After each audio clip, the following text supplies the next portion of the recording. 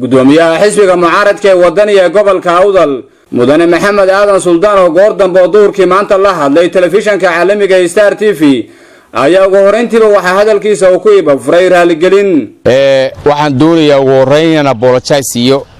Ambassador Ahmed Hussein Oomane oo nin wasiir ahaa Oomane oo Soomaaliland ka soo ahaa oo hadal aan qaban oo dilqaafa oo gafa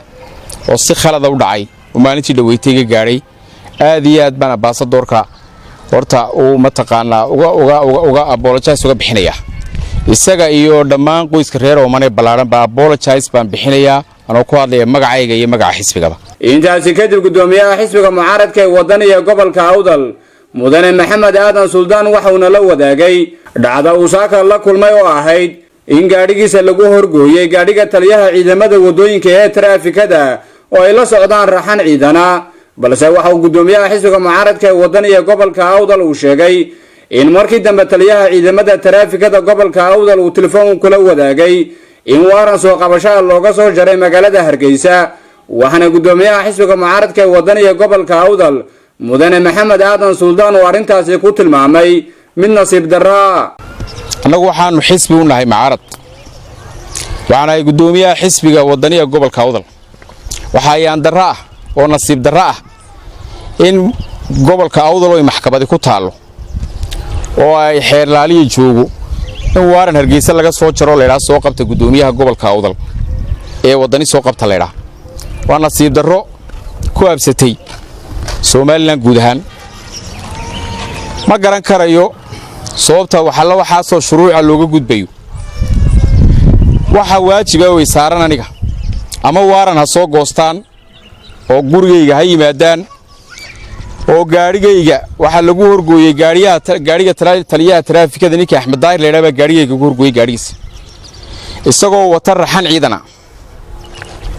ma garan karayo sababta keentay waxa wuxuu igu jawaabayay markii dambe telefoon ay soo diray waaran ba Hargeysa laga soo jaray ma garanay maxkamadda gobolka ee degmada Gorta Laay cid dacwad aniga ay qabtay maxkamadda dacwad ka furan doontaa lawyer baan qabsan doontaa halkaas ay ka hadli doontaa haddii ay tahay xoog iyo military waxaan horjooga ka ahay institution 240,000 oo qof institution ka waxay doonayaan isku dhac ma jeceli inay isku dhacno booliiska isku dhacno ma jeceli taageerayaasheeda waxaan leeyahay istajiya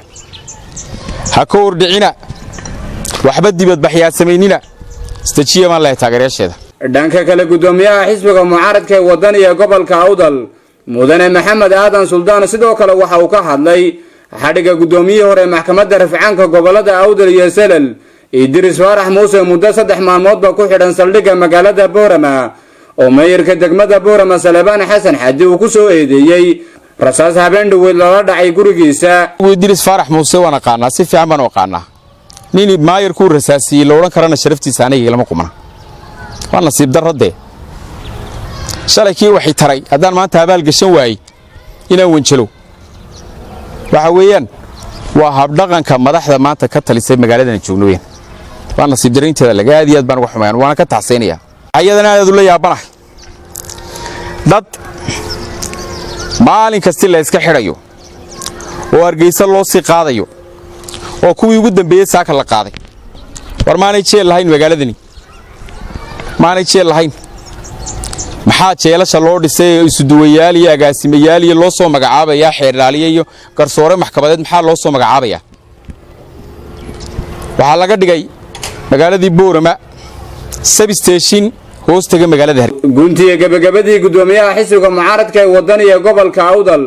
mudane Maxamed Aadan Suldaan sidoo kale waxa uu telefishanka caalamiga Star TV la wadaagay ergo odayaal oo cabasho u la timid oo ka socotay maayirka degmada Boorama Salebaan Xasan Xadi waxay yimid iyaguna odayaal cabanayay oo inanka maayirka adeer u ahaa anigu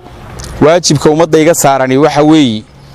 in qofku dambiga uu ku jiro ama khaladka uu leeyahay loo sheego markuu maamul yahay khaladka ku jiro in loo sheego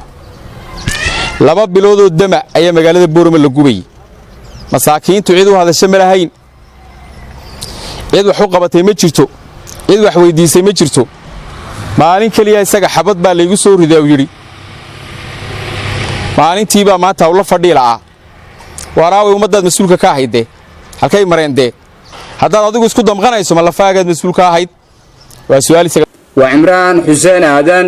wararka muuqbaaya telefishanka caalamiga Star TV Boorama.